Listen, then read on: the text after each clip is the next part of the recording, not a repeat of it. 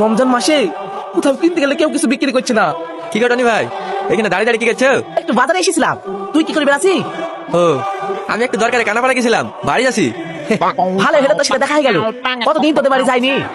চল আজকে দুপুরে খাওয়াটা তোদের বাড়ি খাবো। হ্যাঁ চলো, কিন্তু খাবারটা আবার হবে না ভাই। বুঝতে পারছো রমজান মাস, দিনের বেলা রান্না হয় না। আমার বাড়িতে খেতে হলে হয় সেহরি টাইমে আসতে হবে, না ইফতারি টাইমে আসতে হবে। কিন্তু ভাই তুমি রোজায় আসো, আবার আমার বাড়িকে খাবো বললা যে? হ্যাঁ, এখনো পর্যন্ত রোজায় আছি। পাইলে খেয়ে ফেলতো। মানে ও তোকে মানে টাইমে বুঝতে হবে না, যা বাড়ি যা। ঠিক আছে, সন্ধ্যা পর্যন্ত টিকে থাকতে পারলে আমার বাড়ি ইফতার করতে যাও। এই বেশি বকিস নি, যা। আমার আব্বাকে দেখিছো? না গো দেখিনি। এদিকে আমার আব্বাকে দেখিছো? না গো দেখিনি। কি রে, কি হলো? এইভাবে হাঁপাচ্ছিস কেন? তোর আব্বা খুঁজে পাসনি? হ্যাঁ পেয়েছি।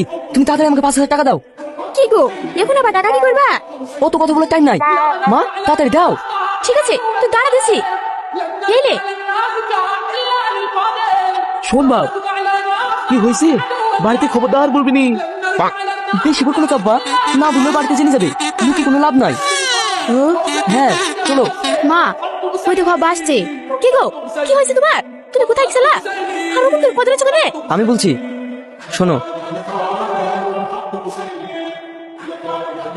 কি ব্যাপার, দিনের বেলায় চুরি? না স্যার, আমি চুরি করিনি। হাতে গেলা কি আমরা কিছুকে ভুল দেখছি? ধর, চল থানায়। ও, এই ব্যাপার। তার মানে তুমি রোজা ভেঙে ফেলেছো? আরে না গো না, ভাঙা সুযোগ পেলাম কই?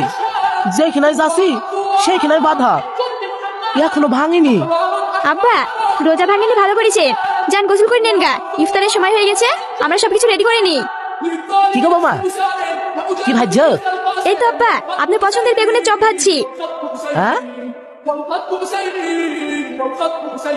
বেগুনের চপ? এই, তুমি কি গো, এত কষ্ট করে সারাদিন থাকতে পারলা, আর একটু ধৈর্য ধরে থাকতে পারছো না? যাও করে লাগা, আর 20 মিনিট সময় আছে। হ্যাঁ, এখনো 20 মিনিট? এই তোমাদের জ্বালাই আজকে মনে আমার 20 কেজি ওজন কমে গেল। তোমার দিন দিন যা ওজন বাড়ছে, কমলেও তো বাস্তব। এলো দাদন। আমিন।